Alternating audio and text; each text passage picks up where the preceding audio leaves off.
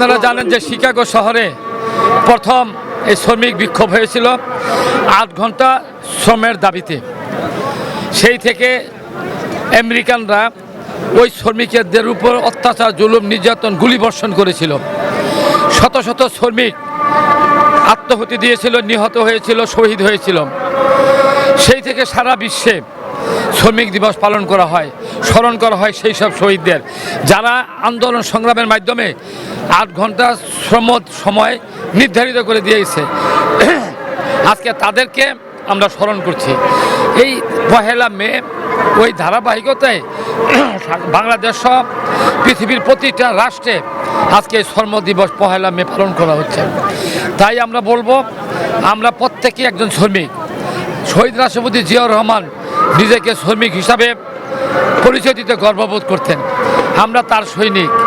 আমরা প্রতিটা যে জায়গা থেকে শ্রমিকা, এই শ্রমিকদের বুকে তুলে নিতে হবে, এই শ্রমিকদেরকে সেবা দিতে হবে। এই শ্রমিকরাই জাতির মেরুদণ্ড। আজকে কৃষক বলেন সে একজন শ্রমিক, আজকে ব্যবসায়ী বলেন সে একজন শ্রমিক, চাকরিজীবী একজন শ্রমিক। আপামর জনগণকে এই শ্রমিকদেরকে সাথে নিয়ে দেশটাকে গড়ে তুলতে হবে। সবার আগে বাংলাদেশ, এই বাংলাদেশকে আমরা ভালোবাসতে হবে। পৃথিবীর মানচিত্রে বাংলাদেশকে যদি মাথা তুলে দাঁড়াতে হয়, তাহলে শ্রমিকের মূল্যায়ন করতে হবে। এই শ্রমিক মূল্যায়ন একমাত্র বিএনপি দ্বারাই সম্ভব, আর বর্তমানে তারেক রহমানের মাধ্যমে আরও সম্ভব। আজকে তিনি ফ্যামিলি কার্ডের প্রবর্তন করেছেন, আজকে তিনি কৃষক কার্ডের প্রবর্তন করেছেন, আজকে তিনি হকার্স কার্ড প্রবর্তন করছে। এই যে কাজগুলো করছে, আজকে প্রতিটা জায়গায় তিনি এটা শৃঙ্খলার ভিতরে নিয়ে আসছেন। আমার বিশ্বাস ৫ বছর যদি তারেক রহমানের নেতৃত্বে বাংলাদেশে কাজ করে, এই বাংলাদেশ বিশ্বের মানচিত্রে মাথা উঁচু করে দাঁড়াতে হবে, অর্থনীতি সমৃদ্ধিশালী হবে।